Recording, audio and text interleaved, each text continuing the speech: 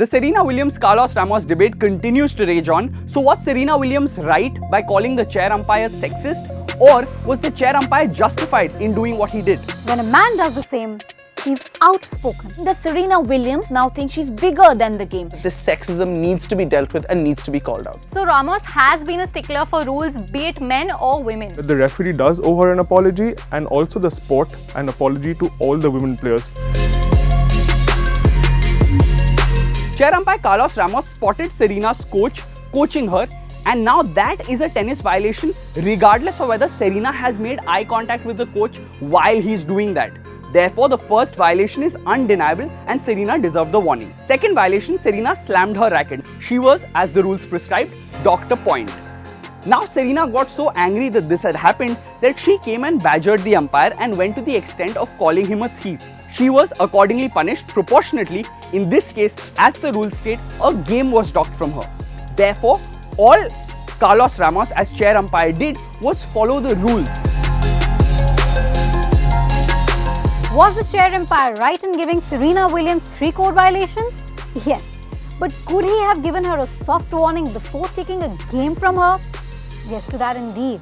In the 2009 US Open men's final, Roger Federer told the umpire he made a bullshit argument. At the same tournament, he also told the chair umpire, "Don't talk to me."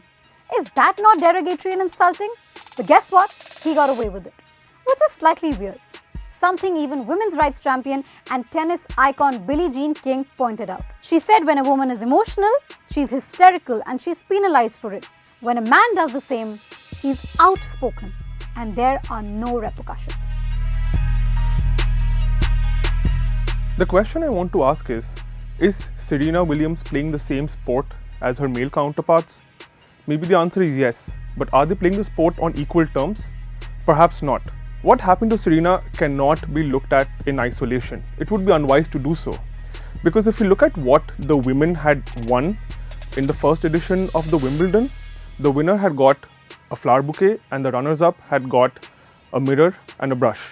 The fact that women got paid was because women had to raise their voice. It is a known fact and established once again on Saturday that men and women have very different rules when it comes to their on-field conduct and off-field conduct.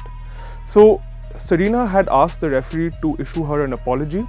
Well, I feel that the referee does owe her an apology, and also the sport an apology to all the women players who've had to really agitate, struggle and make their voices heard to be where they are today in the sport.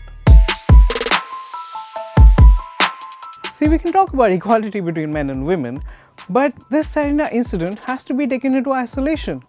I mean, come on, she was given 2 court violations, and even then, she kept putting pressure on the umpire, saying things like, "You'll never umpire when I'm here on court. You have to apologize to me now. You have to apologize to me now." And then finally, she said, "You're a thief because you stole a point from me."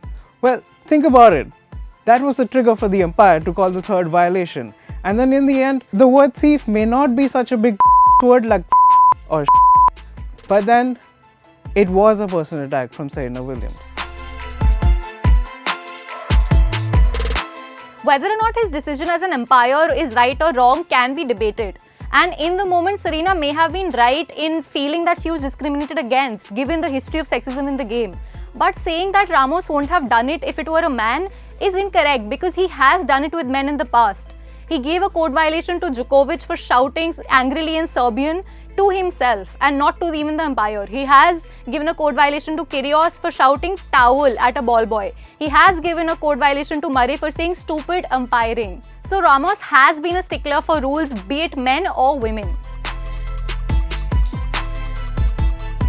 Bigger issue at play here, and one thing which will hopefully not get lost through all of this, is the issue of sexism in tennis.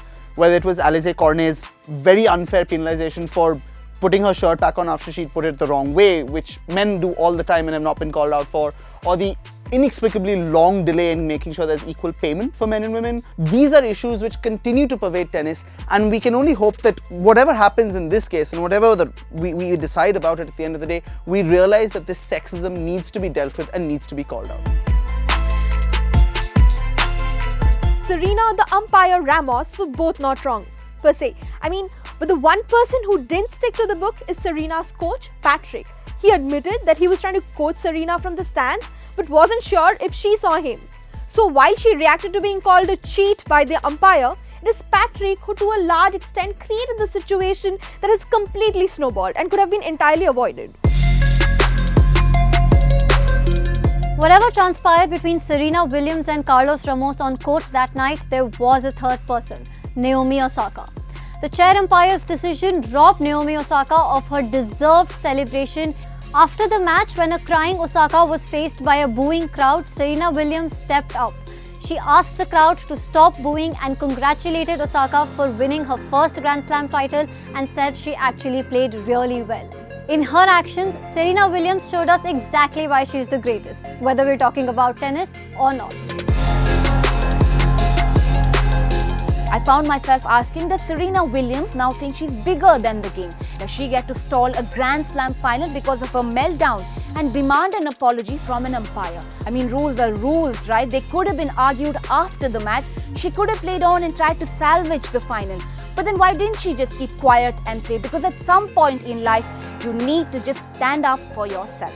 Serena's had multiple standoffs at the US Open before. She's had a French Open official trying to make headlines by calling out her catsuit, and she's been gracious about it, well, most of the time. But if instead of getting back and doing her job and trying to win a record equaling 24th Grand Slam, Serena decided to fight for her integrity, it does make her bigger than the game. It also makes her someone I'd stand up and applaud. Because inside the court or out, Serena Williams is my hero, and she did what I would want myself to do. I'd want myself to stand up for what I believed in.